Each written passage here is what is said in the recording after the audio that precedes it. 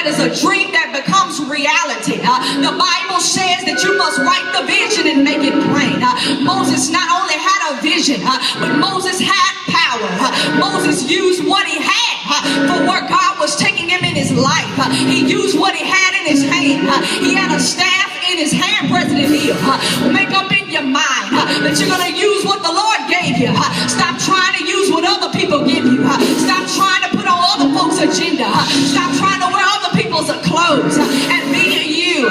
Moses had a title and Pharaoh didn't have any power. But how many of you know that Pharaoh was in position, but Pharaoh could not box with God? If you're going to be a leader, make up in your mind that God is on your side. God will fight your battle.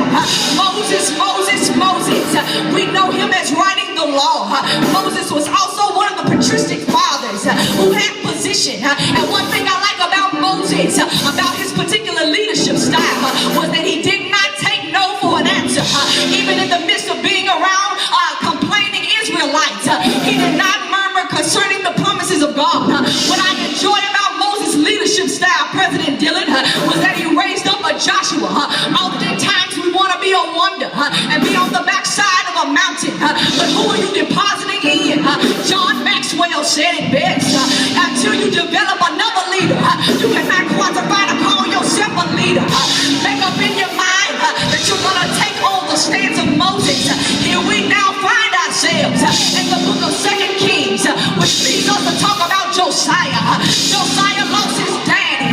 Some of you have lost your father. Josiah's grandfather did what was wrong in the sight of the Lord. And how many of you know that God moved him out of the way? And then God raised up his grandson to allow him to do right in the sight of God.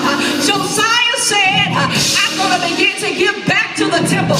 I'm rebuilding. I'm starting a new agenda. Josiah said that I'm going to go after the things of God. Josiah was 26 when he began to make the repairs. Josiah said the priests will have their place. They will no longer be crucified by Jezebel. Josiah said the covenant will be renewed and God's faithfulness will be in the land. Because there was no Josiah, there was a Hezekiah. Because there was a Hezekiah, there was a Obadiah. Because there was a Obadiah, there was a David. Because there was a David, there was a Jonathan. Because there was a Habakkuk, there was an Esther. Because there was an Esther, there was a Mary. Because there was a Mary, there was Jesus. Jesus is my last. Jesus paid it all.